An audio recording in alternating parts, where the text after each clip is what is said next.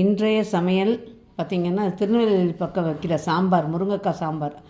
தேங்காய், சீரகம், சின்ன வெங்காயம்லாம் அரைச்சி ஊற்றி வைக்கிற மாதிரி முருங்கைக்காய் சாம்பார் வச்சுருக்கேன். அடுத்தது தயிர், நல்ல பசுந்தயிர் இப்போ தான் ஃப்ரெஷ்ஷாக உர ஊற்றி வச்சுருக்கோம். இது இந்த இளம் ரசம்னு சொல்லுவாங்களது, அந்த வெயில் நேரத்தை வைக்கிற ரசம். ரொம்ப காரசாரமாக இல்லாமல் ரொம்ப இலசாக நல்லாயிருக்கும் இந்த ரசம். இந்த வீடியோவும் எடுத்திருக்கோம், அது போடுவேன். நேரில் நீங்கள் அதையும் பார்த்து ட்ரை பண்ணுங்கள். இது ரசமாக சாதத்தில் குழஞ்ச சாதத்தில் பிசைஞ்சு சாப்பிட்டாலும் நல்லாயிருக்கும். அதை விட குடிக்கிறதுக்கும் நல்லாயிருக்கும். ஸோ நீங்கள் வடிகட்டி குடிக்கிறதுக்கு கொடுத்தீங்கனாலும் நல்லா டேஸ்டியாக நல்லாயிருக்கும். அடுத்தது மாவடு வச்சு ஒரு தொகையல், இந்த வீடியோவும் எடுத்திருக்கேன். நம்ம வீடுகளில் சாதாரணமாக அந்த ஒரு சீசன் தாண்டினோன்னே அடுத்த சீசனுக்கு நம்ம புதுசாக ரெடியாகி புது மாவடுவெல்லாம் போட்டுடுவோம். அந்த பழைய மாவடுவை கூண்டை மட்டும் கிடக்கிடம் சீக்கிரம் முடிச்சிடுவோம்.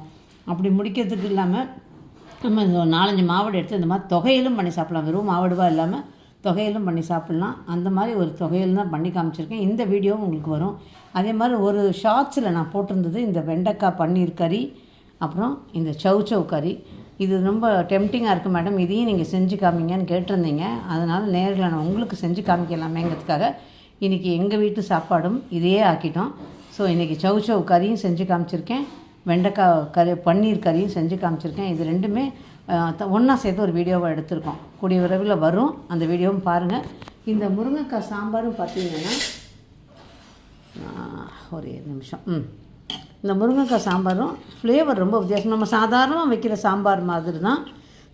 வெங்காயம் தக்காளிலாம் வதக்கி முருங்கைக்காவும் வதக்கி வேக வச்சு அதுக்கப்புறமா அதில் கொஞ்சமாக புளி ஊற்றி தக்காளியெல்லாம் போட்டு நல்லா வதக்கிட்டு சாம்பார் பொடி போட்டு அது கொதித்ததும் கொஞ்சமாக புளி ஊற்றி அதுவும் ஒரு 2 நிமிஷம் கொதிச்சோன்னு பருப்பை கரைச்சி ஊற்றிட்டு தேங்காய், கொஞ்சம் சீரகம், ஒரு சின்ன வெங்காயம் அரைச்சி இதில் ஊற்றிடுவோம்.